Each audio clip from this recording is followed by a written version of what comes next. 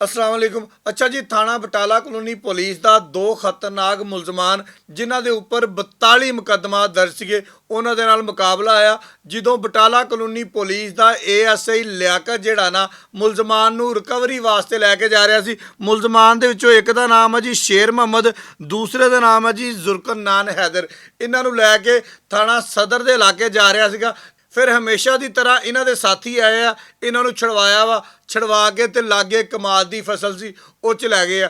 Police मौके पर पहुंची आ, पिछे जनाबे लई SHO ज़हीर गिल मौके पर पहुंचा वा। मुलजमान के नाल फायरिंग का तबादला जिहड़ा वा तकरीबन 15 तो 20 मिनट जारी रहा, क्योंकि अजकल कमाल की फसल जिहड़ी है ना वाह लख तो उत्ते उत्ते चली गई आ। ਉਹਦੇ ਵਿੱਚ ਮੁਲਜ਼ਮਾਨ ਨੂੰ ਛੁਪਣ ਵਾਸਤੇ ਆਸਾਨ ਜਿਹੜਾ ਤਰੀਕਾ ਨਾ ਉਹ ਲੱਭ ਜਾਂਦਾ ਵਾ। ਮੁਲਜ਼ਮਾਨ ਕਮਾਲ ਦੀ ਫਸਲ 'ਚ ਲੋਕ ਕੇ ਫਾਇਰਿੰਗ ਕਰਦੇ ਰਹੇ, ਇਧਰੋਂ ਪੁਲਿਸ ਫਾਇਰਿੰਗ ਕਰਦੀ ਰਹੀ। ਜਦੋਂ ਫਾਇਰਿੰਗ ਦਾ ਸਿਲਸਿਲਾ ਰੁਕਦਾ ਨਾ, ਦੋ ਮੁਲਜ਼ਮਾਨ ਦੋਨੇ ਜਿਹੜੇ ਖਤਰਨਾਕ ਮੁਲਜ਼ਮਾਨ ਆ ਜਿਨ੍ਹਾਂ ਦੇ ਉੱਪਰ 42 ਤੋਂ ਜ਼ਾਇਦ ਮੁਕੱਦਮੇ ਦਰਜ ਨੇ, ਇਹਨਾਂ ਨੂੰ ਥਾਣਾ ਪੀਪਲਸ ਕਲੋਨੀ ਦੀ ਪੁਲਿਸ ਨੇ ਗ੍ਰਿਫਤਾਰ ਕਰ ਲਿਆ। ਹੁਣ ਤੁਸੀਂ ਇਹਨਾਂ ਦੇ ਮੁਕੱਦਮਾਂ ਵੱਲ ਜਾਣਾ ਵਾ ਕਿ ਕਿਹੜੇ ਸੰਨ ਦੇ ਵਿੱਚ ਇਹਨਾਂ ਨੇ ਜੁਰਮ ਦਾ ਆਗਾਜ਼ ਕੀਤਾ ਤੇ 2026 ਦੇ दूसरे महीने ਦੇ ਵਿੱਚ ਆ ਕੇ ਇਹ ਜ਼ਖਮੀ ਹਾਲਤ ਦੇ ਵਿੱਚ ਗ੍ਰਿਫਤਾਰ ਹੋ ਜਾਂਦੇ ਆ। ਇਹਦੇ ਵਿੱਚੋਂ ਜਿਹੜਾ ਮੁਲਜ਼ਮ ਹੈ ਜੀ ਸ਼ੇਰ ਮੁਹੰਮਦ, ਇਹਨੇ ਪਹਿਲੀ ਵਾਰਦਾਤ ਕੀਤੀ ਸੀ 2021 ਦੇ ਵਿੱਚ ਥਾਣਾ ਸਦਰ ਜੜਾ ਵਾਲੇ ਦੇ ਇਲਾਕੇ ਦੇ ਵਿੱਚ। 2021 ਤੋਂ ਸ਼ੁਰੂ ਹੋਇਆ, 2022 23 24 25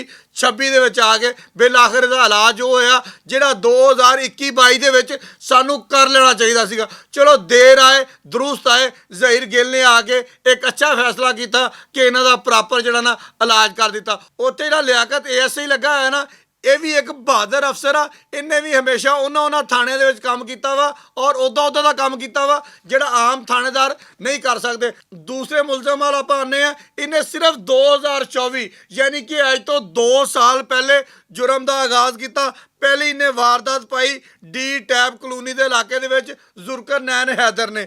ਉਸ ਤੋਂ ਬਾਅਦ ਜਨਾਬੇ ਲਈ 2025 ਤੇ 2026 ਦੇ ਦੂਸਰੇ ਮਹੀਨੇ ਦੇ ਵਿੱਚ ਇਹਦਾ ਇਲਾਜ ਠੀਕ ਹੋ ਗਿਆ। ਲੇਕਿਨ ਪਿਛਲਾ ਜਿਹੜਾ ਮੁਲਜ਼ਮ ਸੀਗਾ 2024 ਵਾਲਾ, ਉਹਨੇ 2024 ਤੋਂ ਲੈ ਕੇ 2026 ਤੱਕ ਸਿਰਫ ਵਾਰਦਾਤਾਂ ਕੀਤੀਆਂ 18। ਲੇਕਿਨ ਇਹ ਭਾਈ ਸਾਹਿਬ ਜਿਹੜੇ ਆ ਨਾ ਨਵੇਂ ਆਏ, ਲੇਕਿਨ ਇਹਨਾਂ ਦੀ ਸਪੀਡ ਜਿਹੜੀ ਹੈ ਨਾ ਉਹ ਬੜੀ ਤੇਜ਼ ਸੀ। 2024 ਤੋਂ ਲੈ ਕੇ 2026 ਦੇ ਦੂਸਰੇ ਮਹੀਨੇ ਤੱਕ 24 ਵਾਰਦਾਤਾਂ ਤੇ ਸਾਰੀਆਂ 392 ਦੀਆਂ, यानी कि सारियां किसी को मोबाइल खो लिया, किसी को पैसे खो ले, किसी को गड्डी खोली, किसी को मोटरसाइकिल खोली, यानी कि वड्डियां वारदातां सारियां दियां सारियां इन्हें 2 साल कीतियां वा। इन्हां दा इलाज बड़े अच्छे तरीके दे नाल हो गया वा। मेरा ख्याल है कि ये अच्छे तरीके दे नाल हाफराई हो गए।